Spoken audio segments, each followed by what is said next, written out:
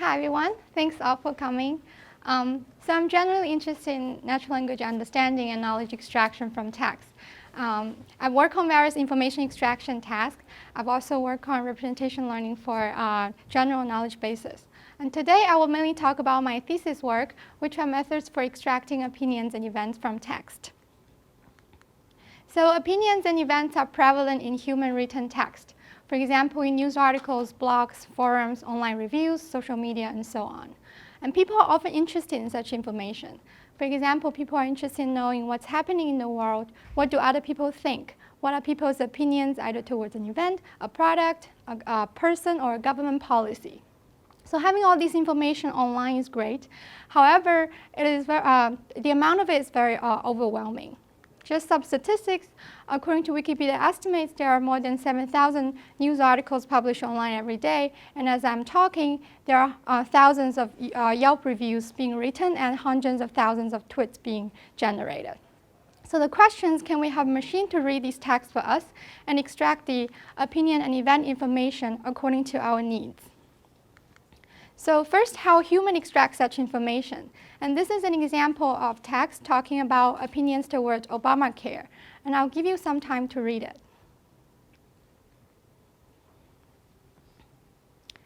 So it is very easy for us to tell that Hillary Clinton is pro-Obamacare. And this is because of the word defended here usually indicates a positive emotion. And some Republicans are against Obamacare. And this is because of the word defund indicates a negative sentiment, and the landmark program here refers to Obamacare. We can also tell that Hillary Clinton is not very happy about some Republicans, and this is because of the phrase deeply distressing and bad politics, and also because this is an opinion from she, where she refers to Hillary Clinton. So we can see that there are a lot of inference that's needed to fully extract such information. And the question is, can machine extract such information as we do? Well, it turned out this is a very challenging problem, and existing information extraction techniques are very limited in such tasks. And the main challenges are that we need a system that can identify complex entities, not just typical person-organization entities, but entities like a program or an abstract concept like an opinion. And it also needs to identify relations. For example, who is giving the opinion? And the relation may span over long distance in text. It also needs to infer semantic attributes like sentiment, not just at a document level, but at the phrase or sentence level. It also needs to capture discourse structure, knowing, for example, knowing how different mentions connect to each other in the text. So the key contributions of my work is that I develop methods that can perform joint inference over lexical, syntactic, semantic, and discourse knowledge. And I demonstrate that by applying such a methodology can greatly improve performance on extraction and aggregation at and across multiple levels of text granularity. Specifically on extracting entities, relations, and attributes at the phrase or sentence level, and also coreference resolution within a document as well as across documents. So here's the outline of the talk. I will first talk about opinion extraction, how to represent opinion information using frame structure, how to extract such frames from sentences. And then I will talk about how to represent event information using similar frame structure and apply similar extraction method to the task. And further, how to aggregate event frames within a document and across documents.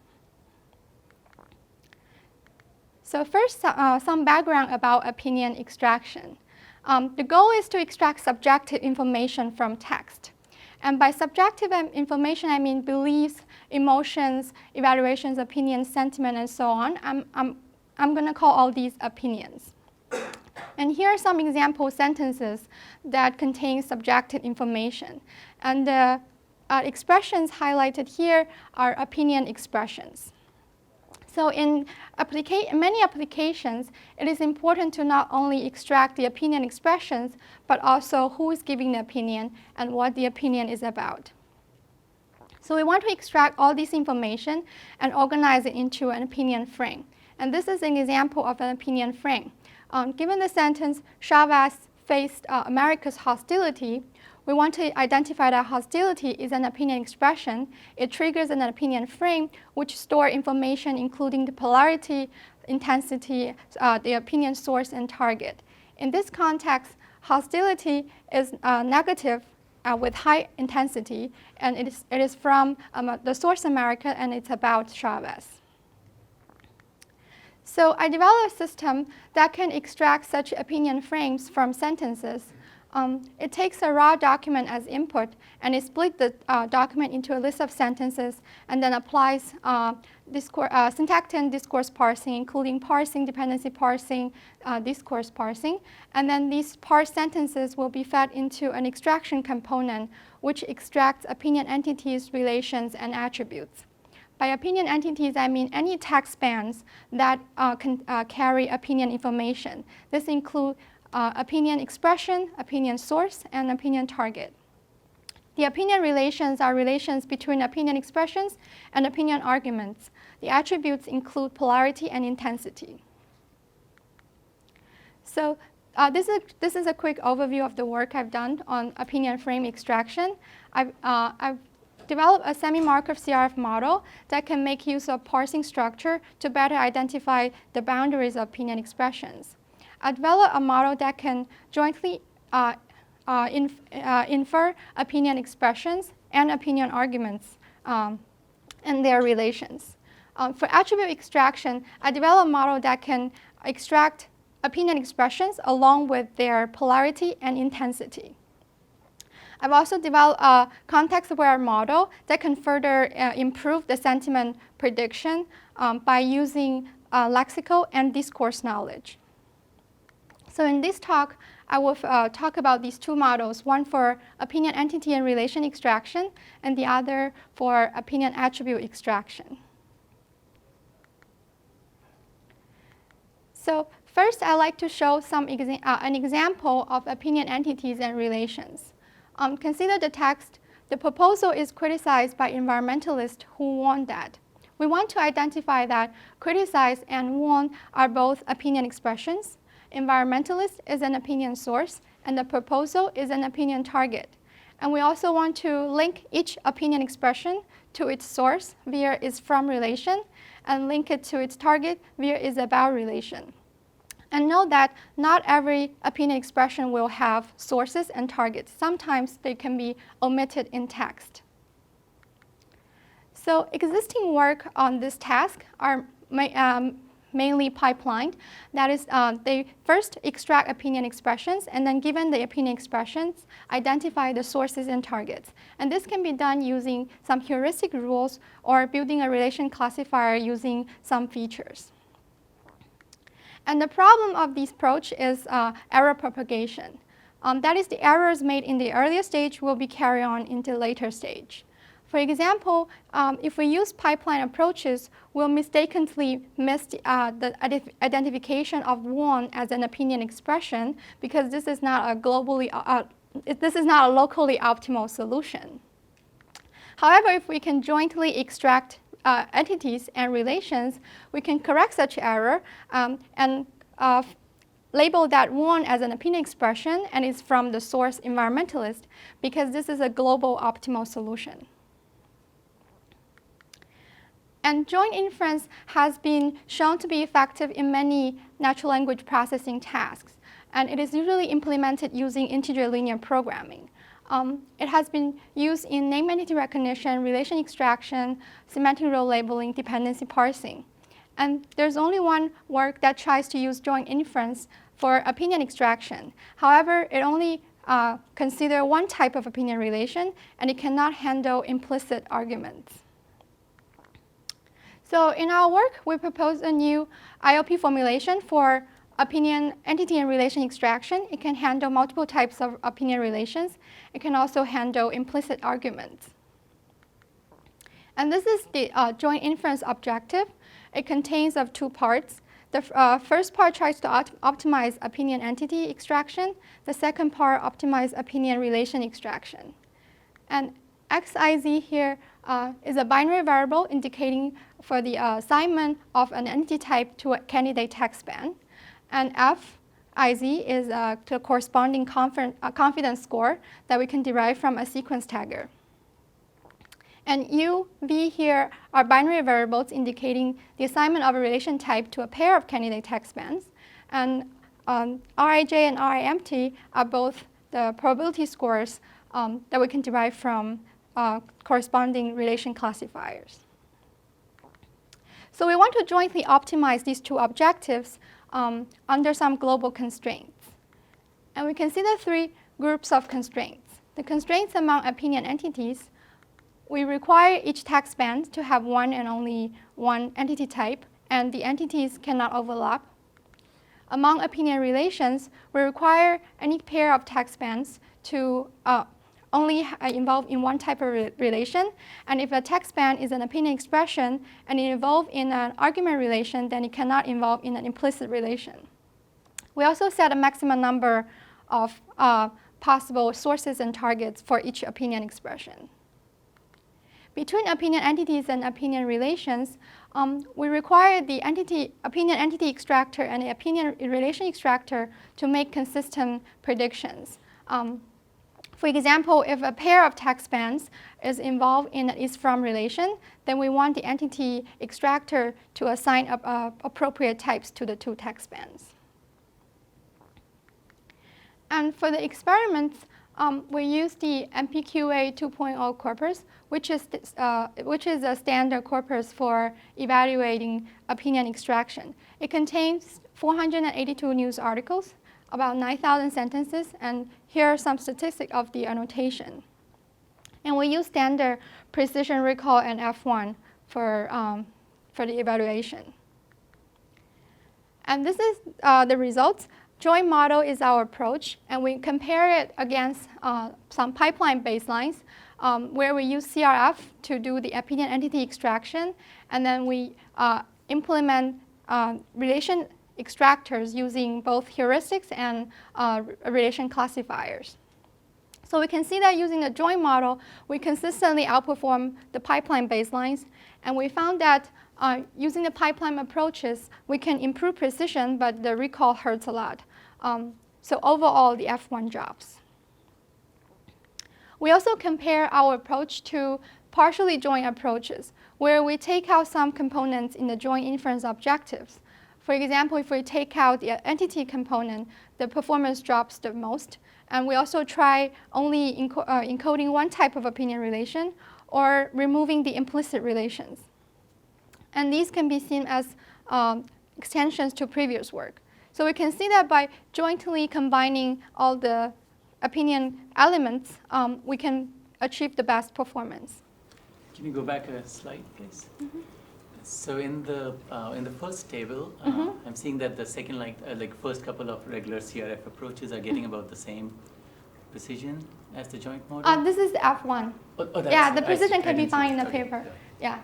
So they all improve precision, but the recall drops a lot. I see. And that's the first step of the pipeline, the opinion. Yeah. So can you speak a little bit about how big the data sets are here? Are we talking about 100 phrases? Yeah, so these are the numbers of opinion expressions, targets, and sources in the whole data set. And then, yeah, we divide the data set into train, development, and test. So the slides you're showing are about F1 measure, if I understand correctly. I'm curious, what is the peak precision at, Yeah, so for the pipeline approaches, they all improve precision like 3 to 5 points, but the recall drops like 20 points. So overall, the F1 drops. You can see CRF here is the entity extraction baseline, and these three are pipeline approaches. So the F1 all drops a little bit. Well, where our joint model dramatically increased recall. So overall, F1 increases.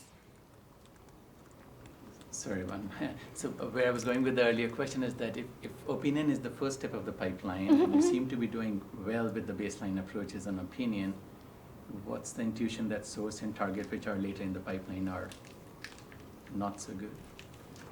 So the pipeline is, we first use a CRF extractor to extract the candidate text bands. And each text bands with a score for entity type. And then the second step is the relation extraction step that tries to link pairs of text bands and make the final decision, which text band should be extracted and what relations they involve. And yes, here are some examples of the system output. So as I said, the joint model improves recall a lot. In the first example, it correctly identified thanked and wish success as opinion expressions, and also correctly linked them to their arguments, while the baselines fail to extract wish success as an opinion expression. So although the joint model improves the performance a lot, there's still a lot of room for improvements. In the second example, it correctly identified failed to hide his anger as an opinion expression and he as a source, but it failed to extract the wrath of as an opinion expression.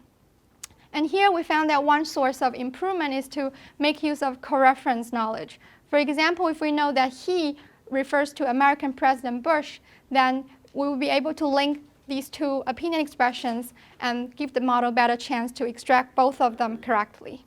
And this is currently part of my ongoing work. So now I've talked about how to extract opinion entities and opinion relations. Next, I'll talk about how to infer sentiment. So for any given expression and sentence, we want to assign a sentiment label to it, either positive, negative, or neutral. And this is also called fine-grained sentiment analysis. And in this work, I will focus on sentence-level sentiment analysis on online product reviews. But the model I will talk about is for general sentiment analysis. It can apply to phrase-level sentiment analysis and also in other text domains. This is an example of product review. It contains a list of sentences, and each sentence has a sentiment label. So it is well known that lexical knowledge is very important for sentiment analysis. For example, if we know the word relaxing here indicates a positive sentiment, then it is easy to figure out that the first sentence is positive. However, lexical knowledge is not sufficient.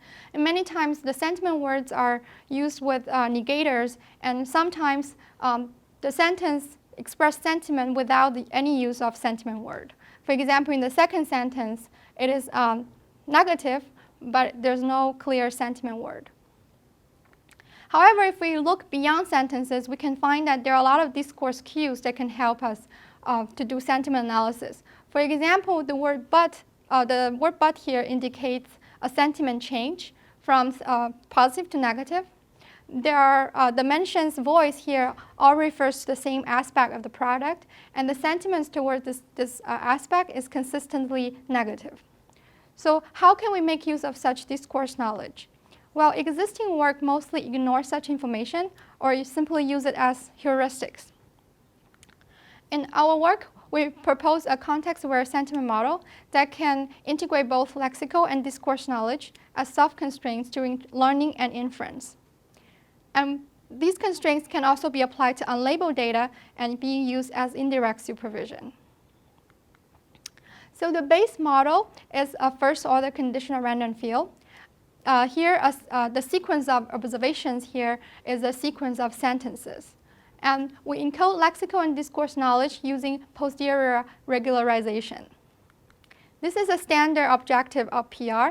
The first component is a supervised CRF objective, and the second component is a posterior regularizer, where we encode our lexical and discourse knowledge. Specifically, we encode this knowledge using constraint features or constraint functions. And we constrain the expectation of such functions to take a predefined value. So the high-level idea is that we want to find an auxiliary distribution that is close to our model posterior. At the same time, it satisfies a set of constraints.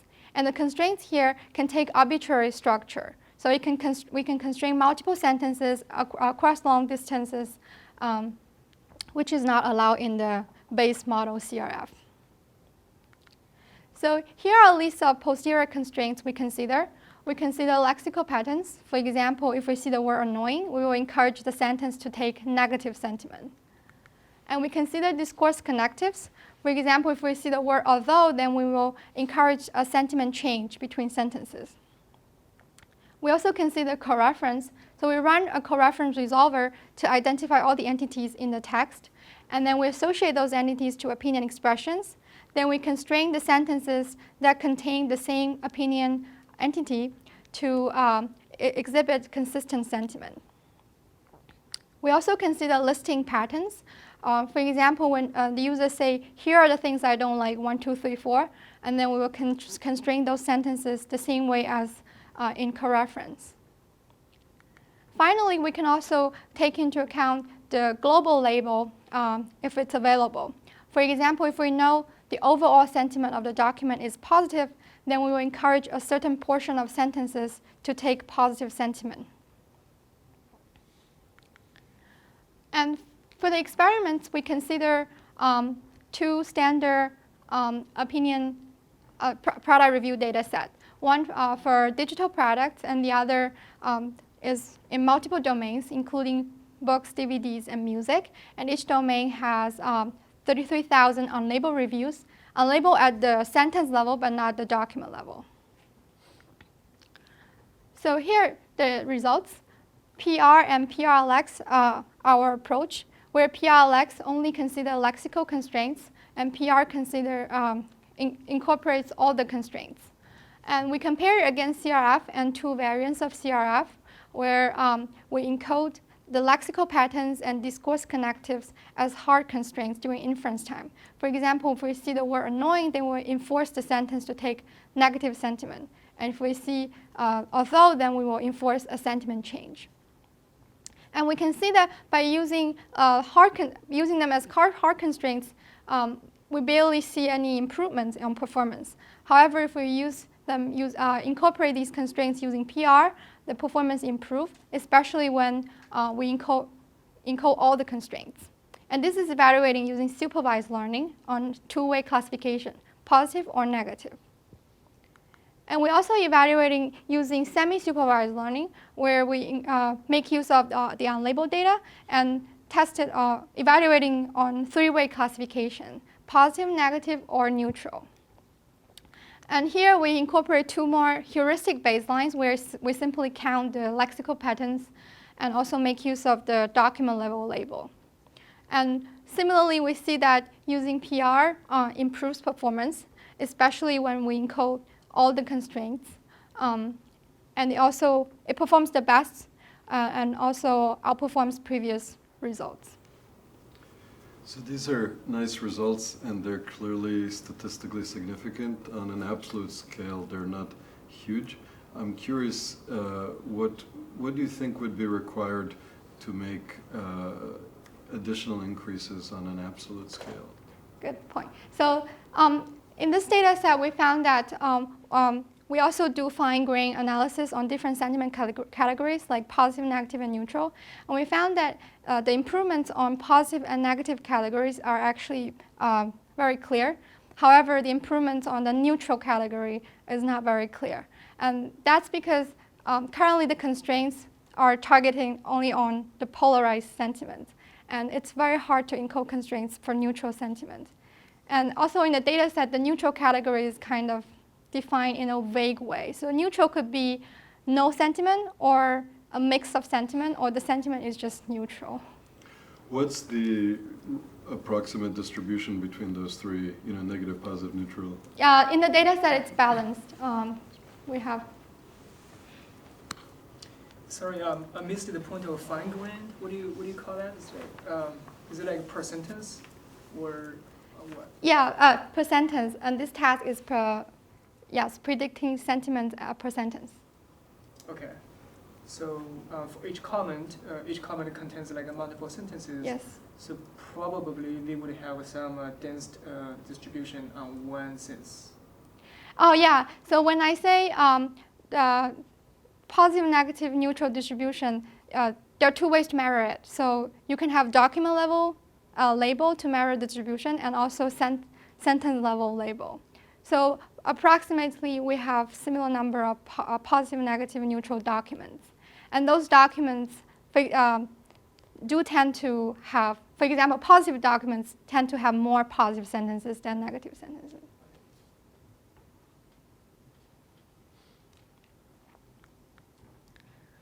Great. So now I've talked about how to extract opinion frames from sentences, especially how to extract opinion entities, relations, and opinion attributes, and sentiment. Next, I will talk about how to apply similar approaches to extract event information. And in particular, how to aggregate events within a document and across documents. So we consider an event as something that happens or a situation that occurs. In this sentence, for example, Apple launches its new MacBook Pro in San Francisco today. We want to identify that launches is an event mention. It triggers an event frame, which stores information like including participant, location, and time. In this case, the participant of the event includes Apple and new MacBook Pro. The location is San Francisco, and the time is today. So we can see that event frames share similar structure as the opinion frames. They both contain a trigger and a set of arguments that are associated with that trigger. So we can apply similar frame extraction approach. And we adapted our opinion entity and relation extractors to extract opinion frames from sentences. So suppose we already extract opinion frames. Now we want to aggregate those opinion frames, event frames both within a document and across documents. And here's some example sentences that are labeled with the event frame. And they all talk about the same event, Apple launches new MacBook Pro. So our goal is to group these sentences into a single cluster, although these sentences contain different event triggers. And this problem is also called event coreference resolution. We consider two event mentions are coreferent if they refer to the same actual event. And this is determined by a particular combination of event mentions, participants, time, and location. And this problem is very challenging because we're trying to cluster a multifaceted linguistic objects. And the number of event clusters is unknown, and it depends on the data. So there has been a lot of work on coreference resolution, and most of the approaches fall into two categories. One uses agglomerative clustering, which is distance-based clustering, and you can use supervised information. It starts with each data point as its own cluster, and then gradually merge clusters to form larger clusters. And another type is generative clustering, which is distribution-based, and it's usually fully unsupervised. Both approaches are complementary to each other. They can both explore. The first type of approach can exploit pairwise similarity information, while the other type can exploit cluster-specific word distributions. So our goal is to combine the strengths of these two types of approaches. So we propose a nonparametric Bayesian clustering model that can perform generative clustering, while at the same time allows the incorporation of pairwise similarity. And the model is also hierarchical. It can incorporate event similarity at both mention and document levels. So before I go into the details of the model, I will introduce some background. So our model is also called Hierarchical Distance Dependent Chinese Restaurant Process. Chinese restaurant process is a distribution over data partitions, and it is used for nonparametric Bayesian clustering, where the number of clusters is automatically inferred from the data. And it makes a strong assumption that the data points are exchangeable. Well, distance-dependent CRP is an extension of CRP, which allows the data points to be non-exchangeable. And this is very useful for applications where the data demonstrate clear dependencies, for example, in terms of time or location. And our work is an extension of DDCRP. It allows for hierarchical clusterings in our case, we have two-level clusterings within the document and within the corpus. And it also allows for feature-based data dependency measures. So more details about DDCRP. The key idea is that it represents the clustering structure by assigning data points to other data points. So instead of assigning a data point directly to a cluster, we assign the data point to another data point according to a distance metric. And in the generative process, for each data point I, we will draw a link, linking it to another data point j according to their, a probability that's proportional to their distance. We can also link it to itself according to a probability that is proportional to a self-affinity parameter. So the extension of DDCRP to a hierarchical clustering is straightforward. In our problem, the data points are event mentions. So for each event mention in each document, we draw an antecedent link, linking it to a previous mention according to a DDCRP distribution. And after drawing these within document mention link, we can obtain the within document clusters. And then we want to further link clusters across documents, and again using the DDCRP distribution. And after doing that, we can obtain a global clustering structure. Then for each global cluster, we generate observations of, and in this context, words in event mentions for, according to a cluster-specific distribution. For the DDCRP priors, we estimate it using a log linear model, which we incorporate features like lexical, syntactic, semantic features from event mentions as well as event arguments. Sorry, question. I'm not sure if I understood this correctly. Are you saying that the hierarchical element of this is for linking across documents? Is that where you're using the hierarchical? Yes. And so how would this compare to just associating a stronger, further distance between mentions across documents, right? You could also do that using DDCRP without the hierarchical element. Yeah, that's a good question. Yes, we did try that first. So we, one thing to, we can ignore the document hierarchy and flatten the mention out and then do DDCRP as well. But here, when we consider the advantages of doing a hierarchical is that we can make use of, we can explore the document structure. For example, when we measure the distance at the cluster level across documents, we actually encode a document level information. Like you can, so the idea is that mentions that appear in similar documents are more likely to link to each other. Sure, but that intuition makes a lot of sense, but I'm saying you could encode that in one of two ways. One way is using the hierarchy as you described. Seems like another way might be to just incur effectively a penalty for going across documents. So you would just directly manipulate the distance function to say if it mentions across documents, it's more distant. So I'm just wondering, what's the difference between these two? So we try both approaches. And when we do not distinguish the distance within a document and across document, the performance was not very good. And another thing I would mention, I did not mention here, is that when we do the hierarchical clustering, we actually, in the implementation, it's actually very costly to enumerate all possible pairs of mentions across documents. So we actually apply some heuristics, a threshold, and then say, okay, we only allow mentions in this document to link to mentions in similar documents where we have some measures on document similarity. And there, yeah.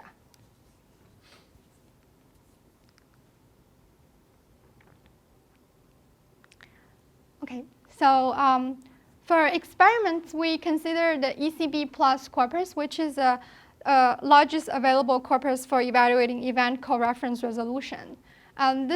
These are some statistics of the corpus. It contains about 1,000 documents and 15,000 sentences.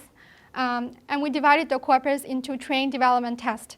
But I want to note that this corpus is not fully annotated. So each document, there are only a selected number of sentences are annotated.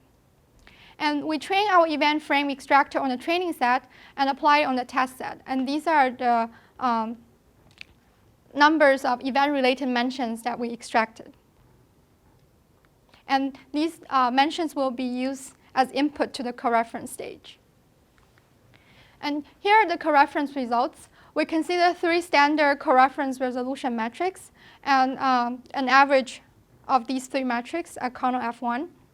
And this is the evaluation of within-document coreference resolution. We consider 3 baselines. The first baseline is just a simple lemma matching baseline. That is, we group event mentions if they take the same lemma form. And HDP is a hierarchical generative clustering model. And AGG is an agglomerative clustering model. So HDDCRP and HDDCRP star are both our models. The star indicates that we only apply DDCRP within the document. So we can see that in average, our model outperforms all the baselines, especially when we using DDCRP at both levels of clustering. And these are the results for cross-document evaluation. And we can see that our models consistently outperform the baselines, but we did not find a clear difference of 2 versions of our models. So I understand the algorithm about instead of assigning data points to clusters, you assign it to other data points. It seems to work well, but I'm trying to understand the intuition behind that. So what's the intuition? I see. Yeah, so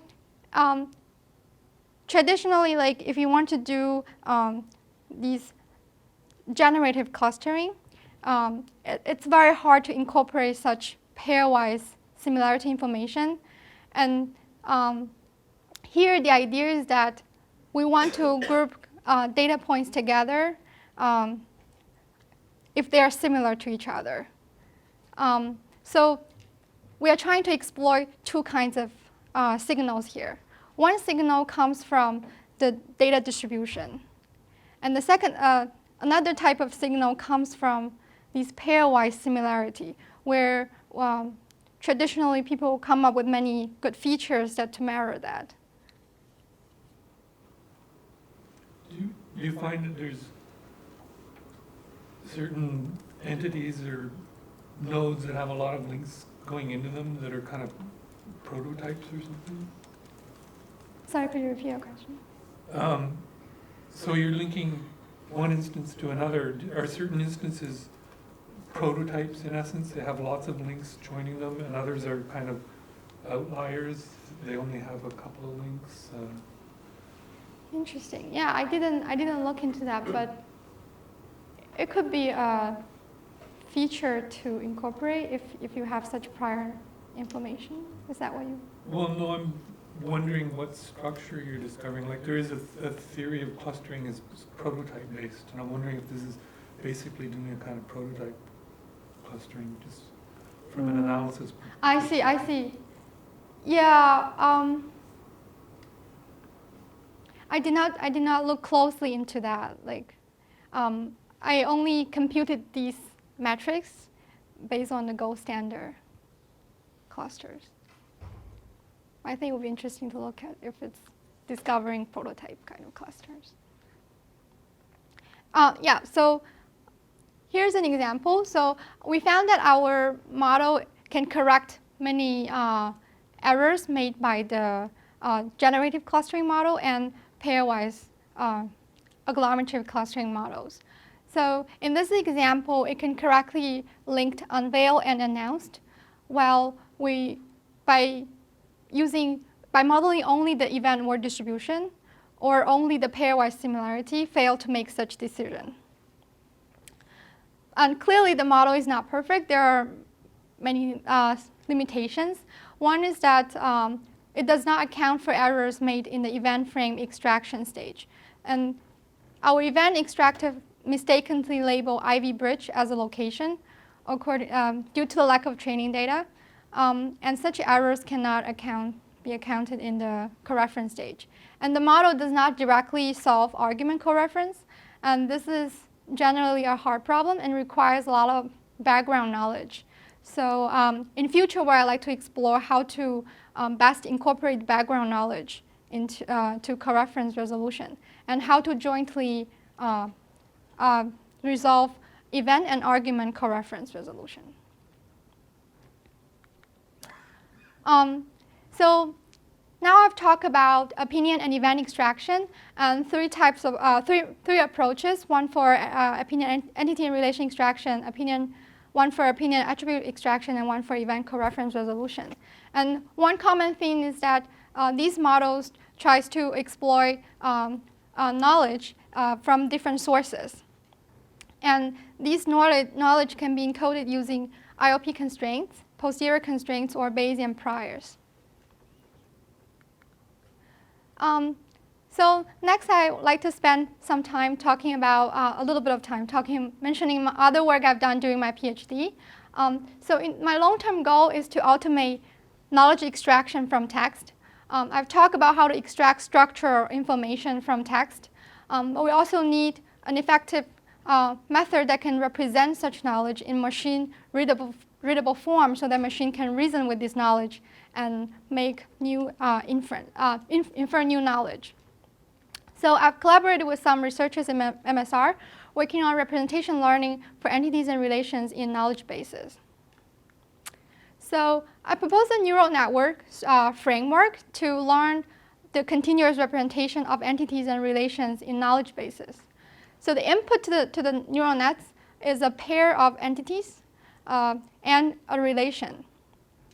And we want to embed the entities into low-dimensional vectors and then represent relations as a parameterized function that combines a pair of entity vectors and output a scalar. The scalar indicates how valid the relationship is.